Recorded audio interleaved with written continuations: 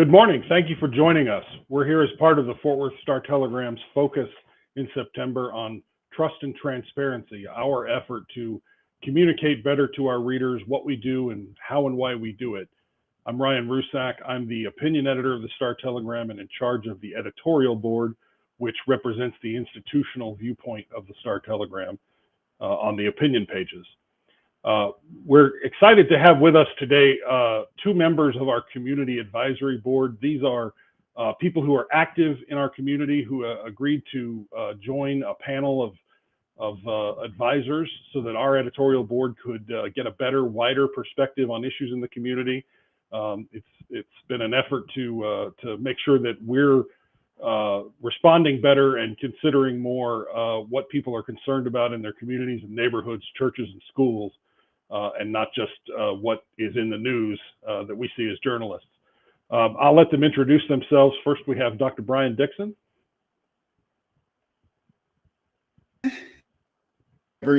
Okay, there we go. Hi, everyone. So my name is Dr. Brian DIXON. I am a child and adolescent psychiatrist and adult psychiatrist here in Fort Worth. I am I had a great time on the board. My background, so I used to be the president of the historic Southside Neighborhood Association, as well as an entrepreneur and resident of Fort Worth. So I'm looking forward to a lively discussion. Thanks, Brian. And then we have Rebekah Warwick. Good morning, all. My name is Rebekah Warwick. I'm with Heritage Action for America. We're a conservative policy organization. I am their rep here on the ground. So I travel the state of Texas as part of my job, getting to know folks and talk about the issues at multiple levels of government. And I also, best job, as every mom will say, is I'm a mom, and I have two kids that are currently at home with me. So I'm hiding in our closet right now, but they'll probably make a cameo at some point. But as Brian said, it's been a wonderful time on this community advisory board that the Star-Telegram started, and I'm looking forward to our discussion today. We received some questions from readers in advance, and we appreciate that. We'll get to those as we go. You can also send us live questions via text message. The number is 817-390-7081. Again, you can text us questions live at 817-390-7081. And we look forward to you joining the discussion.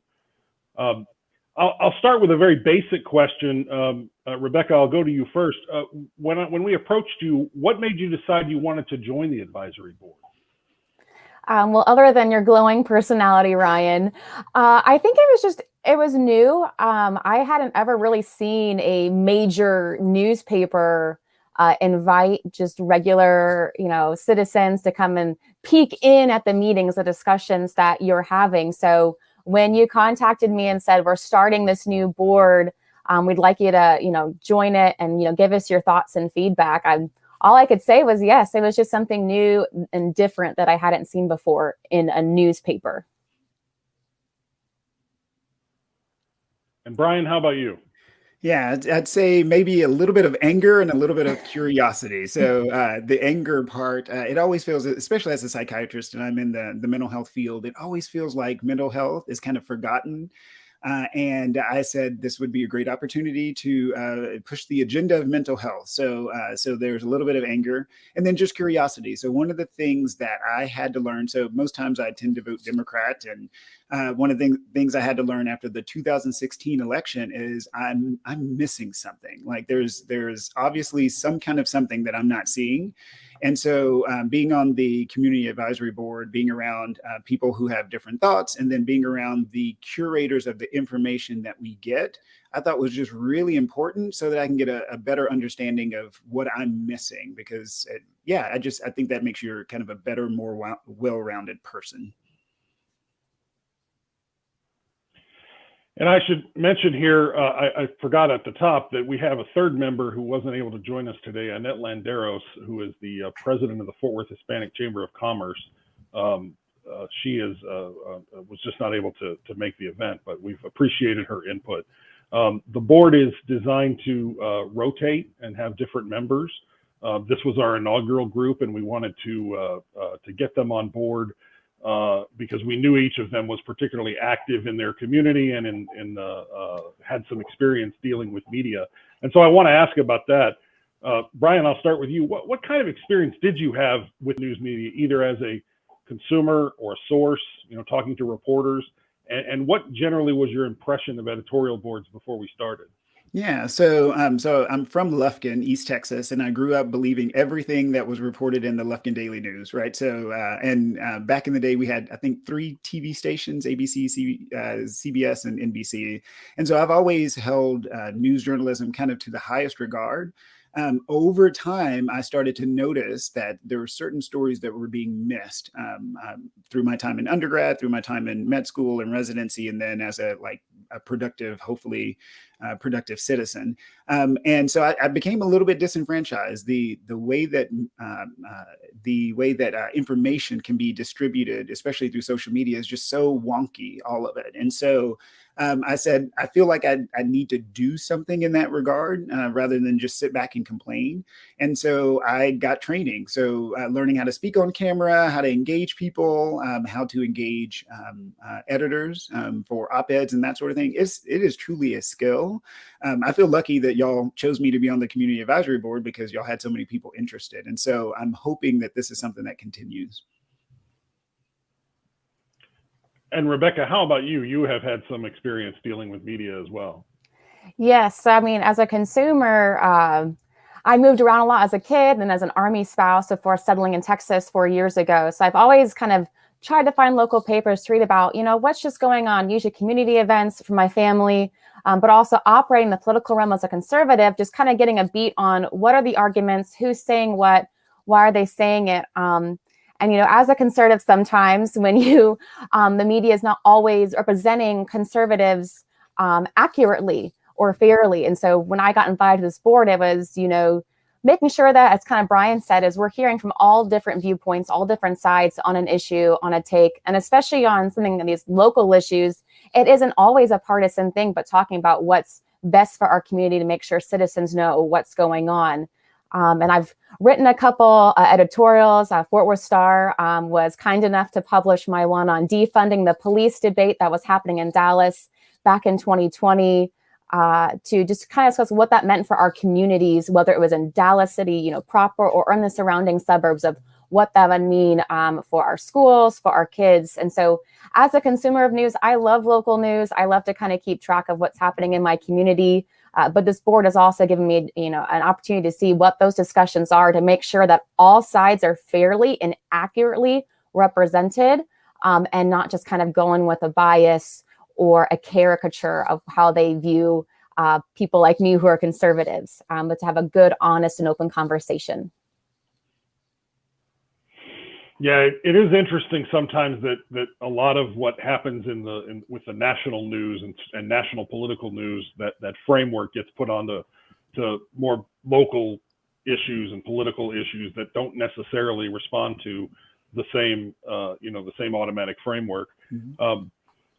Rebekah, I'll stay with you on this one. What were your expectations as we started, and how has the experience differed from that at all since we began? Yeah, so for my expectations, I always go into new things excited and ready and willing to learn, and try not to have too much of what I expect the whole thing to be like. I did expect conversations on the various local issues.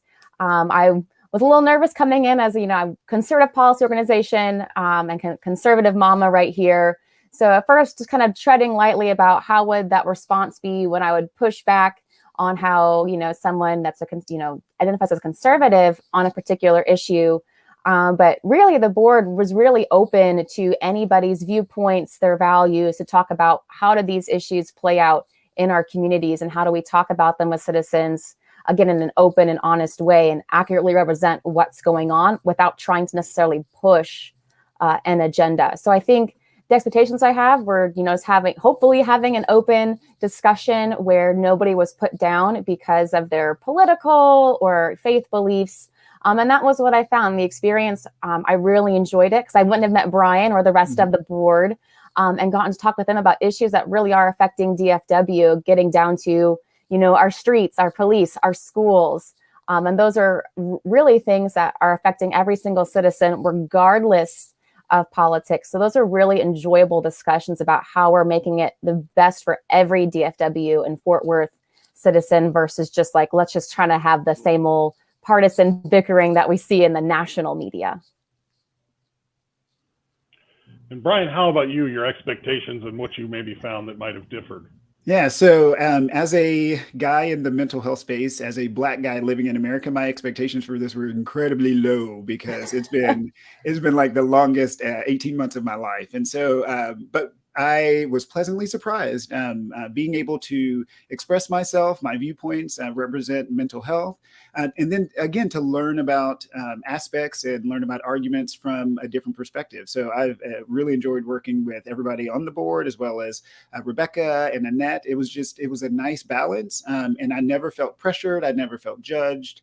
It felt like a very kind of communal experience, because I think everybody at the end of the day wants all the basic things: to love and be loved, to be heard and to hear, and all the other things in that awesome song. And so I throw out to people who are thinking about joining, or as well as just sharing my experience, that it's very worthwhile.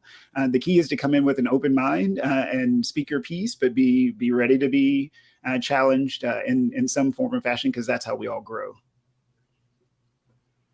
I should point out, for the benefit of the listeners, the viewers, that everything we've done with this board was done right in the middle of the pandemic. Obviously, we started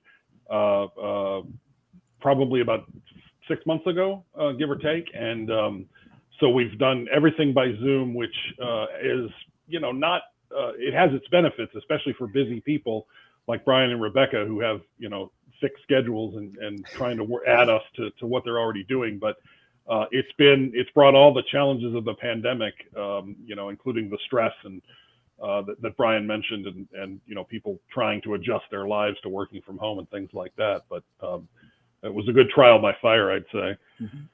I want to talk a little bit about media consumption and just how you view the news. Brian, I'll start with you here. Give us a sense of what you read, what you watch, where you get your news, and whether your perspective on the news you're seeing has changed since you've interacted with the Star Telegram editorial board.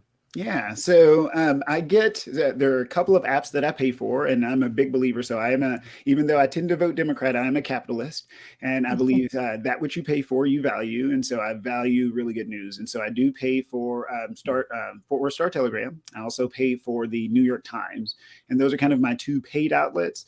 When it comes to free stuff, remember, everybody take it all with a grain of salt, because they have to pay their employees some kind of way. And so most outlets will use your data as currency. And so I do use Twitter, which is a cesspool of awfulness, but sometimes there's some really good stuff that comes up.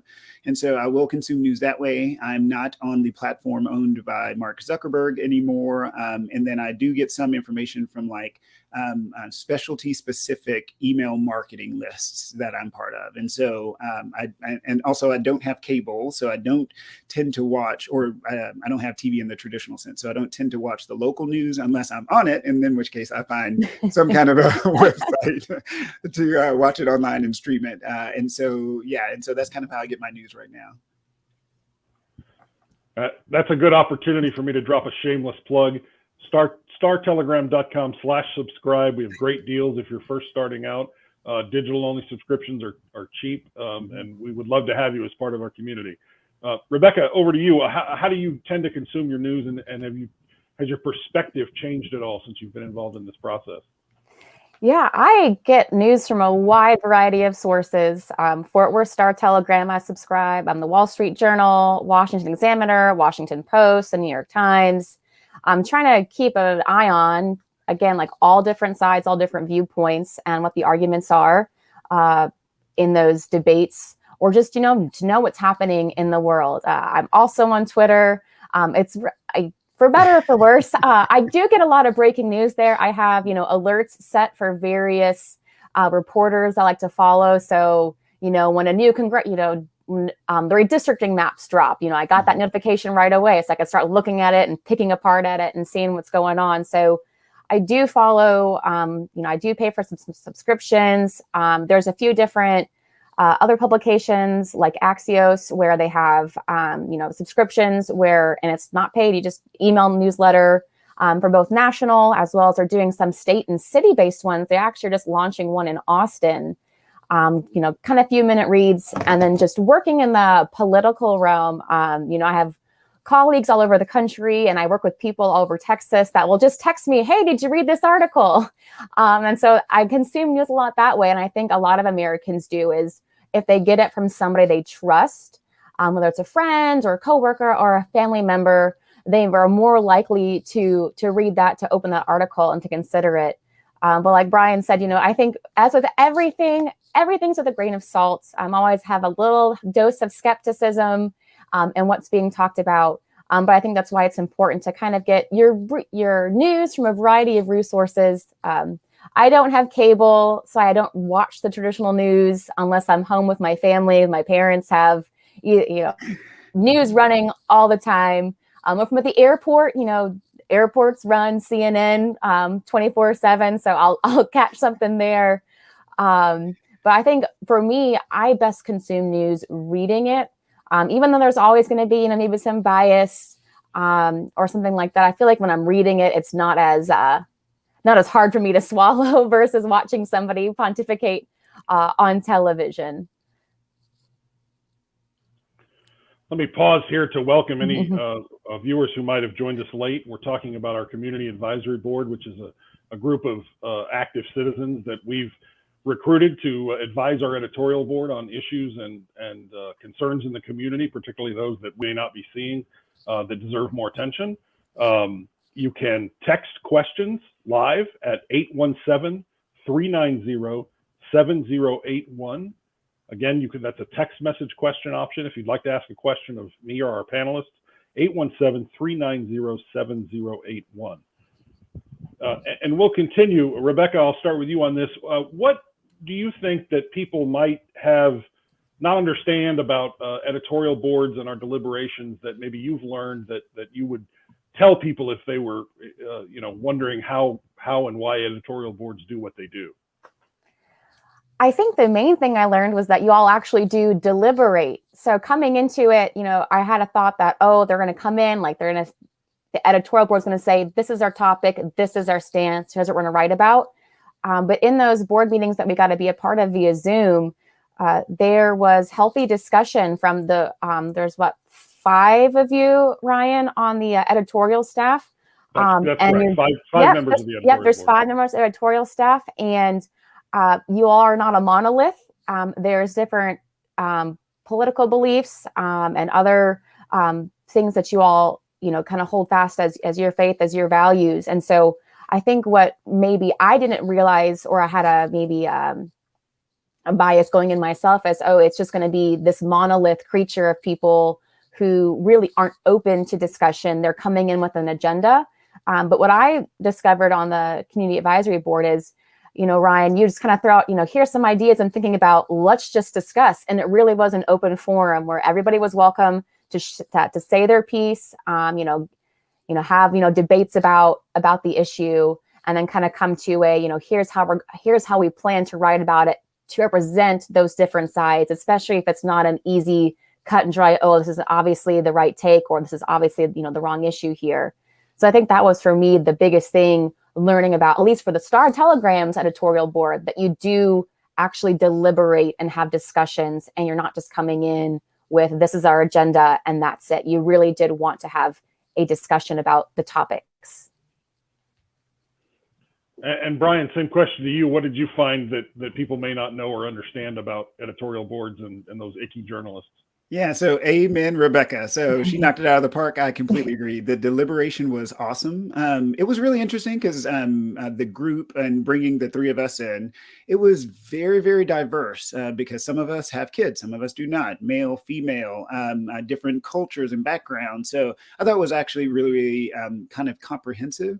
Another thing that I took away is that it feels like the board knows its role. And so when I first came into it, I thought that it was going to be like an opportunity for a mouthpiece to kind of expand a particular view. And so, but that was not the case at all. So everybody was able to speak. And then at the end of the deliberations, there was kind of an amalgam of different ideas, a diaspora of different ideas. So I actually thought that was very effective.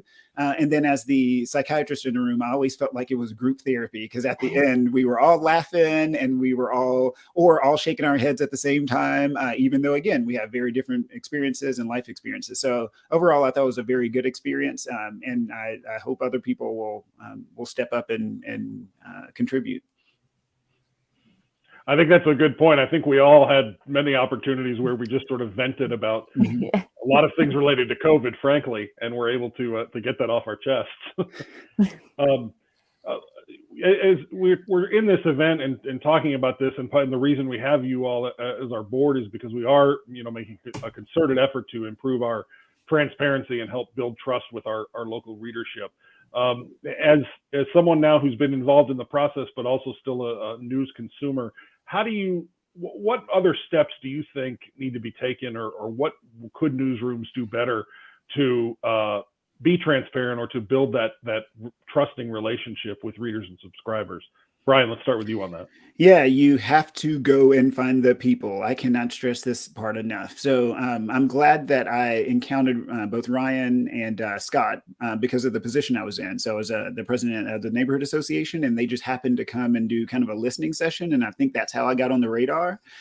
We need more of that. And I think from all news outlets, I think, no offense, I think a lot of kind of journalists / editorial places are lazy. And so they stay where they are and they don't go into the community because it takes time, effort, and money. And I can appreciate that. But if you're going to be speaking on behalf of folks, you have to go talk to those people, because otherwise that's not fair. And especially for marginalized communities, nobody comes and talks to us unless it's this weird sensational piece about how awful things are. And there are a lot of good things going on, a lot of Black folks and gay folks and poor folks doing all sorts of amazing things. So if one ask I would have of the whole entire industry is, let's find ways to get the funding to get the journalist to the front lines, and then also to the front lines of the people who are investing to make change. And Rebecca, what would you say if what would help improve the trust among readers and journalists? Yes, I mean, I would echo Brian in terms of going out and finding people, meeting them, and not just going for the sensational stories or that person that's really out there. So you kind of get that crazy quote, but try to talk to somebody who's just normal, who's standing up, at a school board meeting, whether it's on mask mandates, other things, from both sides. I think for a lot of readers, and this is kind of the whole industry, is they can just kind of go for the sensational and not actually represent why that person is opposing that policy or why they want something, why this is important to their community, to their child. I think that transparency doesn't always exist. People just think that the boards are going to go after the person that's going to agree with them, and that's who they want. And so I think building that trust in the industry requires meeting with people that are different from you, whether it's, their ethnic backgrounds, their race, their gender, but also politically.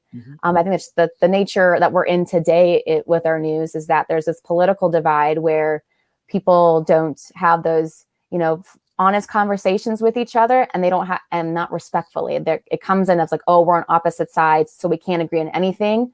When, like Brian said earlier, for most of our discussions and a lot of the issues, we were agreeing on, this is a problem here. Now, we may not come together on what the exact remedy is. We can all see the issue and know that we all want to address it. We all want to see it taken care of. And so having that kind of humanity in a person, regardless of their political affiliation or what have you, I think that's really important. And that's why I was very excited to be invited to the board. My Star Telegram editorial was about the city of Dallas defunding their police and why that was a bad idea and wrong for Dallas. And that was, divisive, at least on Twitter, when I saw it posted there. But you welcomed my viewpoints and background into those conversations, and it was seen as valid. It wasn't like a token. It wasn't seen as, oh, this is the joke, but respecting conservative values and beliefs and recognizing that I care just as much about our community, our kids, our roads, all those things. So I think as Star Telegram continues and hopefully other newspapers are seeing what you're doing, is talking with folks and make sure on those, editorial pages that you are, giving balance to both sides of an issue and not just leaning towards one. I want to circle back too on something that Brian mentioned, that we did in fact meet at what we called part of our listening tour that started, lucky for me, not long after I got to the Star Telegram, and we met with several neighborhood and community groups, and we focused initially on underrepresented groups that maybe hadn't had the best relationship with the Star Telegram in the past. And I think the thing you saw from that, and you both kind of alluded to it, is that when you get in a room with people, you realize that we would go to the different neighborhoods and they had the same concerns. They were concerned about crime. They were concerned about transportation. Mm-hmm. They were concerned about representation in media and having their voices heard. And that is, if you get into a room with someone, then you can, I think you can at least start to find some common ground. Unfortunately, we, like everything else with the pandemic, some of that was scaled back. We did do some virtually and they were effective, but sometimes there's no substitution for being in a room with someone. I'm going to move to a couple of reader questions here. This is kind of an interesting one, and I would love to hear our panelists on this too, as again, not journalists, but someone who's now been involved in the process. The question is, what would you tell young journalists in training at college news outlets? There's a lot that I would tell them, and for years I probably would have told them, don't do it, find something else to do with your life, because it is a tough industry in terms of the economics and the demands on your life. But that's sort of flip. And I think what I would say now is it's not necessary to aspire to be in Washington or New York or Los Angeles and cover the national news. If you want to do that, that's great, go for it.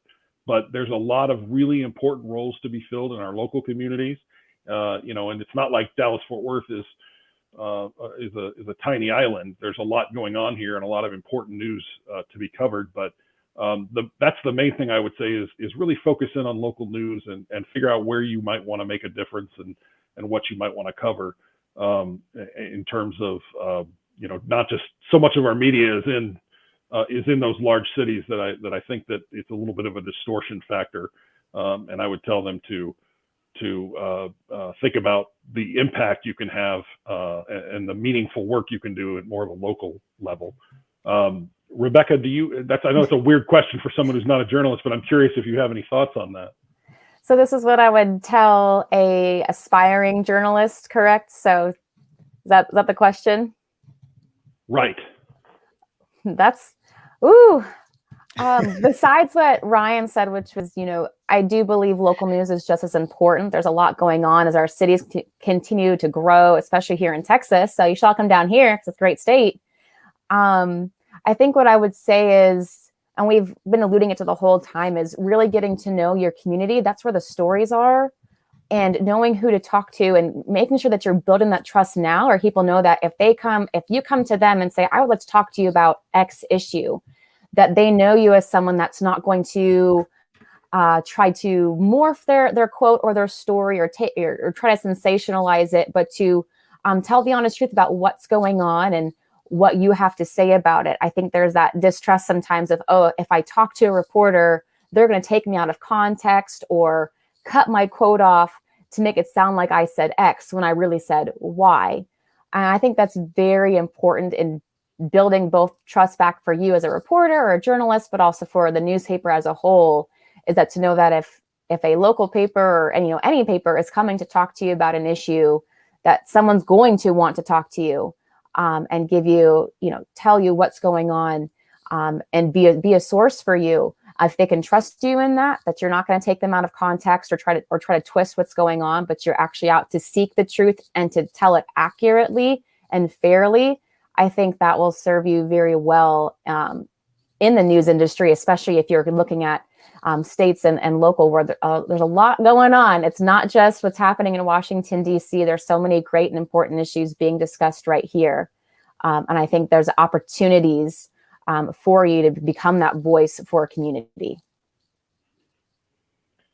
And Brian, what would you say? How mold those young minds of future journalists? What would you tell them? Yeah. So first off, don't be afraid. If you're in journalism school, they're going to hopefully teach you to use the tools at your disposal to go out and do what you need to do. So don't be afraid to go do what you need to do. My request would be, please be responsible, because these are people, right? So when you go out and you interview someone, they have a livelihood. They have more than likely they have family or they have employees. There's to Rebekah's point, don't drive for the sensational. Instead, drive for the truth. Drive for a breadth of experience and viewpoints, and just be responsible. Because at the end of the day, especially with more servers coming online all the time, you can't get away from what you've said and done in the past, right? And so be thoughtful, be responsible with what you ask, because once you put it in writing, once you put it on something, is going to live in perpetuity forever. And so, which is another reason why I'm glad that we didn't have all this stuff when I was younger. So, so I would say, please, don't be afraid, but please be responsible.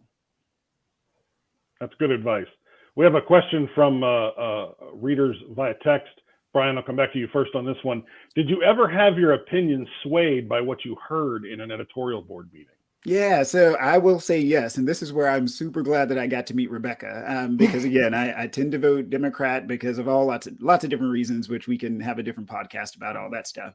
But as a physician, I was kind of trained in the kind of old paternalism model, which is where what I say goes. And then as I progressed through my training, it was very much, become more patient-centered, take into account other people's perspectives. And so when we were talking about one of the issues was how do we protect civil liberties, meaning let people be able to go and let their kids go to school and that sort of thing, while also doing what we need to do to cut down on the number of people who are getting infected with this virus. And Rebekah shared some of the insights from some of the circles that she's part of. And strangely enough, I'd never seen it from that particular kind of moms group. Even though I treat patients every day and I see the individual experience, I didn't appreciate it from a larger perspective. And so I was actually very appreciative of that opportunity to hear a different viewpoint that was different from just the news media viewpoint versus the doctor viewpoint. And I think I'm a better person, a better doctor, because I got to hear her perspective. So yes, it is very helpful. And Rebekah, how about you? Did you ever find yourself thinking, "Oh, I never thought of that before"?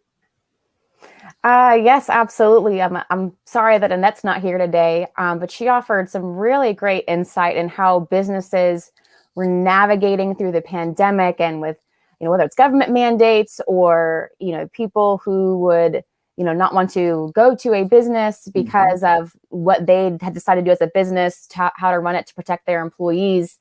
So talking with her about how that tightrope, which, COVID became, this side or that side. But she was really great at walking through like what our entrepreneurs, what our business people were going through, that didn't always, make it into the media. Whereas these are just honest people trying to make a living for themselves, take care of their employees, which an extension is taking care of their employees' families.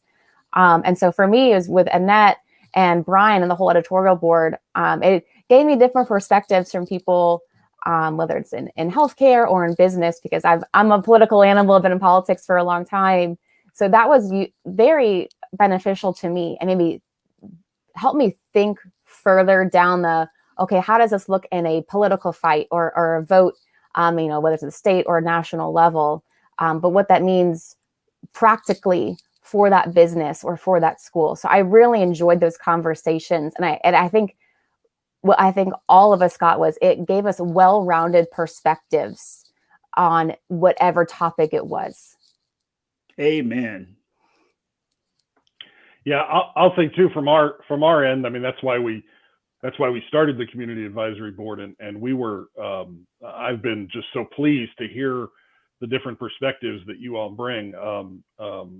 Brian being a medical professional and a mental health professional at that, the timing, that wasn't my purpose in recruiting him, but it was, the timing couldn't have been better. And he gave us some insight on how, you know, some of the stresses upon the medical system, and then just generally how our healthcare system works or doesn't in a lot of cases. And Rebekah was, I don't have children. Most of our board members do, but, you know, ranging in age from all the way grown to fairly young children. But it's always interesting for me to hear from parents, especially parents of young kids who are juggling work and the pandemic and everything else, and what they're hearing from their circles. Because I think if you have kids, you probably end up interacting more with people, you know, that are in similar circumstances, and you know, soak up a lot of what they're thinking and feeling. And then Rebekah consistently brought that into us, and it was very valuable to hear, particularly as we talked about issues involving schools. There's been so much lately with our schools, not just on the pandemic, but you know, funding and everything else that gets debated there. So that was great. And then, of course, Annette has an excellent perspective, also as a young mother, but a mother of young child, I should say, but also that business perspective, and a lot of small businesses, you know, solo entrepreneurs who have struggled in the pandemic, and what, not just what they're going through, but what city leaders and business leaders are trying to do to help them. So in that sense, in terms of being swayed, I would say it was more, I just found out things I didn't know, and I saw things through perspectives that I don't have. And of course, as a journalist, as an editorial writer, that's crucial, because I have to be able to try to put myself in their positions and try to incorporate, you know, what things mean for them. It's not for me to just constantly tell you what I think. I know some people think that's what editorial boards and opinion writers do, and of course we do to some extent. But it's also for me to reflect what's out there in the community and how it affects other people. We've got another reader question here. We've talked a lot about this, but what measures are being implemented by your publication to help restore the credibility and trust in the media? I think that's a good question. Obviously, this event is part of a string of things the Star Telegram's doing recently. We've had a couple of our reporters have taken readers inside of what they do through an Instagram takeover on our main Instagram account. You can still access that content. And through videos explaining how they do and what they do. And our editor, Steve Kaufman, has written a couple of columns to explain, you know, how we select the news we cover, and what it is that he looks for in reporters and what makes a good reporter. I think more events like that in general are important. I think answering questions, I always try to respond to emails and phone calls that I get. Some days I'm better at it than others, but I always do at least try to acknowledge a message. And I think that journalists might have gotten a little lazy in the days when it was a one-way conversation of not really explaining what it is we do and the values that we have and how we try to approach the work. And I think we're circling back on that and doing more events like this, and being more open to the public and more open to feedback, and more just honest about what it is that we're trying to accomplish and how we go about it. And the more that we have those conversations, I think the better that is. So we're close to the end of our time here, and I want to wrap up. As I mentioned earlier, the membership of the advisory board will rotate. Rebekah, Annette, and Brian were gracious in extending the time that I initially asked them to serve, because it was going well, and we'd had some distractions with local elections and things like that. So we've probably imposed on them about as much as we possibly can at this point. But I want to ask each of them to give some advice to future participants or people who think they might want to participate, you know, questions they should ask or how they should approach it. Rebekah, let's start with you. Yeah, my biggest piece of advice is speak up during the meetings. That was one thing I came in initially. I was like, oh, do they actually want us to share our viewpoints in that debate or not? And they do. They want to hear from you. That's why I was excited to be a part of this, especially as it progressed, was they wanted my perspective. They wanted my viewpoint. Even if I was on the opposite side of somebody, they wanted to hear me explain, why do I and others, you know, who had that same belief, why do we think this way? Why do we view this issue in that light, or why we support that policy versus a different one? So I would say to anybody who wants to join the board that you absolutely should, because it's a great discussion. You get to meet Ryan and the other members of the editorial staff, and they want to hear that, because I think Ryan's mentioned that, and they're responding to that, is they want the public to know what's going on, and they want to be, they want to talk about the issues that we're seeing in our communities in a better way. I don't want to say better like you guys aren't doing a good job before, but you really want to make sure they're making sure that they're hearing all sides of an issue. So join the board. So if you get invited, definitely say yes, and be ready to speak up, defend your viewpoint, and also be open to what others are going to be saying. We had wonderful conversations, and it really was, it was an enjoyable time having those discussions, whether it's on serious topics or less serious ones, like a snake that got loose in Grand Prairie. Just be ready to speak up and be ready to have an open mind in those discussions. Did they ever find that snake, Rebecca? Are you still looking for that snake? No, I mean, I don't live in Grand Prairie anymore. We just moved to Mansfield, moving in today, actually. So I have no idea. I assume that means it's dead, or hopefully it's left the state. Be careful opening boxes. That's all I'll say. Brian, how about you? What would you tell people who might be considering it, or if they participate, what they might need to know? Yeah, so I think it's a worthwhile investment. So the time commitment is not too terrible, hour and a half to 2 hours, 3 hours a month. And I think that responsible journalism, responsible communication in a society that's kind of this polarized and traumatized, we need to spend some time, energy, effort, and money in building really responsible journalism. So yeah, you can't just sit at home. I mean, you can sit at home and sit on the sidelines and complain about everything, or you can get up and invest in the community that you're in. And so that's what I'm going to always empower everybody to do. And like Rebecca said, yeah, get here, speak up, because they want to hear your viewpoints, and then always be open to the viewpoints of others. One last reader question I'll attempt to tackle quickly. What have you learned from this round of the advisory board that might prompt changes in the next panel?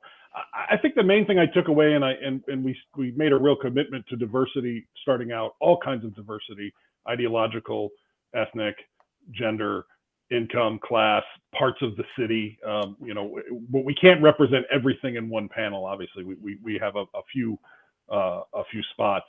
But having a very broad group of people who are yet still engaged in the issues of the day and are active in their communities, it just sort of reinforced that getting a broad range of perspectives from those kind of people is important. So we'll continue to be committed to that and try to recruit members with that in mind.